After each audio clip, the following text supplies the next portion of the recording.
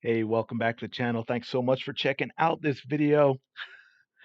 We are going to talk a little bit about something Kelsey Plum said after the Las Vegas Aces Indiana Fever game the other night. So, warning, I'm going to be critical of Kelsey Plum. But I'm also going to say something nice, which, by the way, is what I think I've done with every WNBA player I've talked about or any player I talk about. For those that got so upset that I didn't react positively to Angel Reese's interview about being named to the All-Star team. I have in the past been critical of Angel Reese, and I have praised Angel Reese. And you may not understand this or know this, but I've also been critical of Caitlin Clark, and yet no one's come after me for that. Um, that's interesting. I've praised and been critical of probably every teammate Caitlin Clark has, or any other athlete that I've talked about, because that's sort of what we do, right? We analyze their play and things they may have said and done, and we talk about what we think is good and positive, and we're critical of things that we think could be better either in their game or how they handle the media. It's pretty normal, actually. I did find it funny that people that would actually literally lie in the comments and be like, "That was clickbait. You cut off the part where Angel Reese thanked her teammates." It's literally in the video that she thanked her teammates. It's there. It's in the video. What are you talking about? So there were a lot of comments like that. But I want to dig into this because this was interesting. But first, I do want to play this clip because here we go. Here's the positive part with Kelsey Plum. This was this was right as the game was ending against the Fever the other night in Vegas.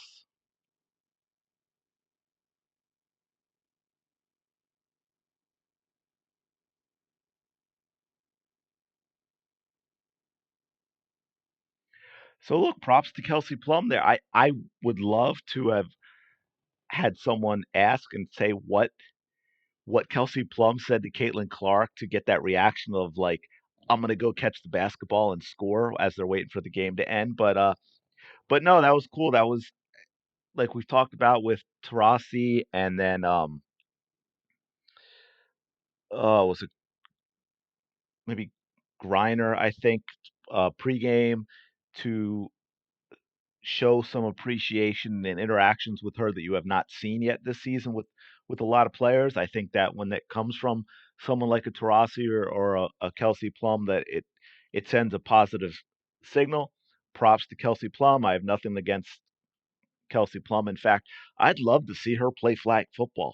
If anyone has the link to, there's a video I saw a couple months ago and could never find it again. And I don't, it was like a promotion night or whatever at a basketball game, and they were throwing stuff in the stand, and it looked like a wrapped like flag or towel or something like that.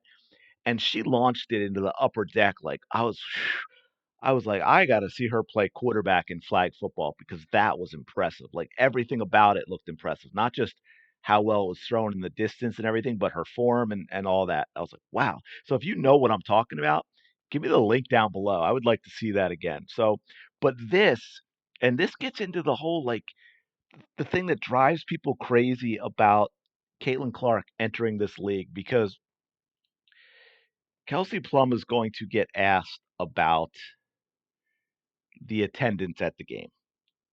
Okay. And this is probably about 30 or 40 seconds of this. We're only going to play this first thing. And I tell you, this answer, well, here you go.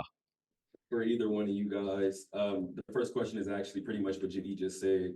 Fifth largest crowd in league history, largest attendance for the league since 1999. Split crowd, almost resembled almost like a tournament game in college. Just wondering what you guys thought of the atmosphere tonight. I mean, I don't know about split. I think this game was sold out a long time ago. We actually did sell it out before last year in the playoffs, in the regular season, and then of course in the playoffs. So, I mean, yeah, it was great. We had a ton of fans. But also there's a lot of Iowa fans that love Kate Martin and Megan Gustafson too. So that has to get said a little bit. But yeah, I mean, I think we have tremendous fans, and it was an amazing environment, and it was just grateful that we got the win. Okay, let's talk about that, Kelsey Plum. For those who didn't catch that with the question when he said a split, he was talking about like in college at the tournament where you get so many tickets for each school. Yeah, it was like that. Yeah, I know she mentioned a couple Iowa players that are on the Aces, and she talked about how they've sold out before and like the playoffs last year. Everything she said was wrong, and that's what I don't get. Like, just acknowledge how great it is to have this opportunity to play in front of this many people. And he stated in the question, fifth, fifth highest, fifth largest crowd in WNBA history, the most since 1999, 309 people short of beating the highest ever attended WNBA game, which is 20,674. So no, Kelsey, this isn't what you normally do. This this isn't what you've done before, and you didn't even do it for the finals last year because as I pointed out in the previous video, twice as many tickets sold for this game as you sold for finals game 1 and 2 last year. So why do we have to do this? Why? I don't get it. Just say it was great. It was a great atmosphere. It was great to get this many people out to the game. Hopefully there are a bunch of new fans and they love what they saw and they come back. How difficult is that?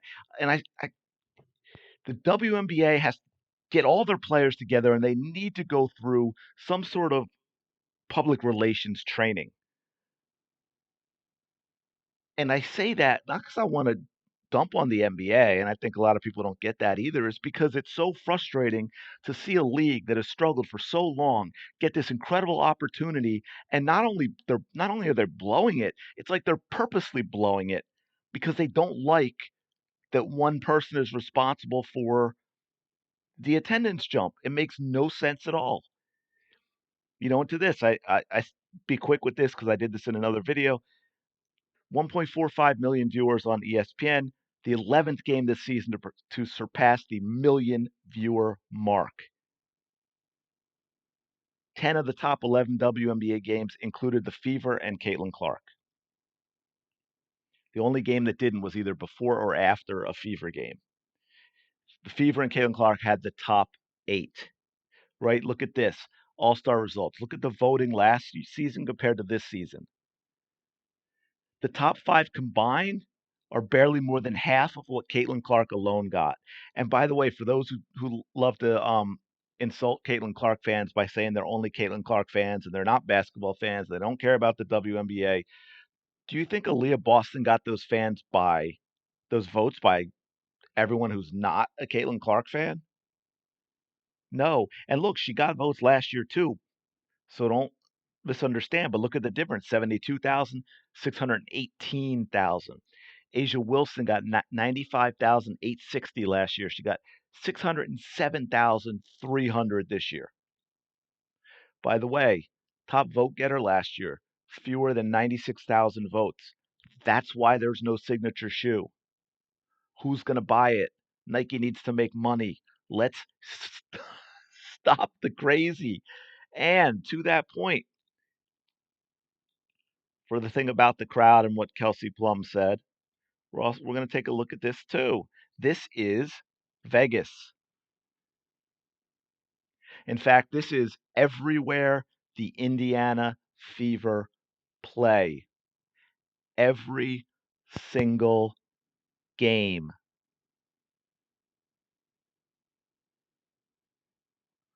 I won't go through the whole thing for you because it's just her continually selling all these. But as you can see, it looks like a home game, doesn't it?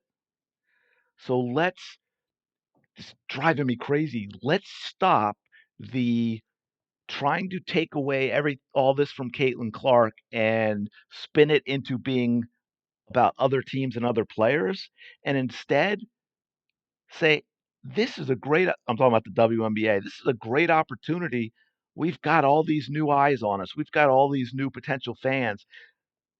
Let's get together and figure out how to capitalize on it so that we keep as many fans as we can going forward for the entire league so that we take a jump forward in our growth and popularity and grow the entire game.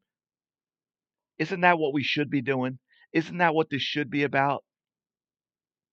And to that point, by the way, this is the game tonight. This is tonight's game against the Washington Mystics.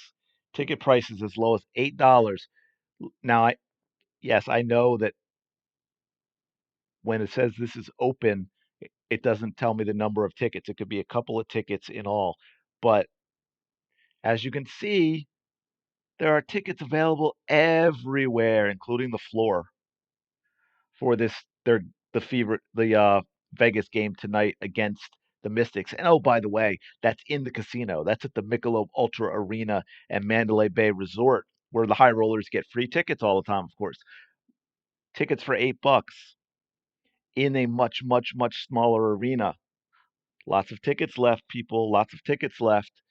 So, yeah. Anyway, that just it drives me nuts. Drives me absolutely nuts. But they're just not learning. It's like one step forward with the nice interaction at the end of the game, and then two steps back with this nonsense about just completely dismissing Caitlin Clark's effect and lying about attendance. It's just ridiculous. Anyway, I'm gonna leave it there. Let me know your thoughts in the comments below. Hey, if you have the link to that video of that, you know what I'm talking about, that Kelsey Plum, put that down below as well. I'd love to check that out again. And I'm gonna leave it there. Like and subscribe if you're enjoying the content. I really do appreciate it. Oh, one last thing. Can we stop with the word hate and also the acist and acism accusations all the time? But just because one is critical of something someone else does, or when we're analyzing sports and we're talking about how a player plays, it's not hate. Hate is a very strong word. People didn't used to talk like that. Now everything you disagree with is an ism or an ist or it's hate. It's absurd. Stop it. I'm going to leave it there. Hope you're enjoying your day, and I will talk to you later.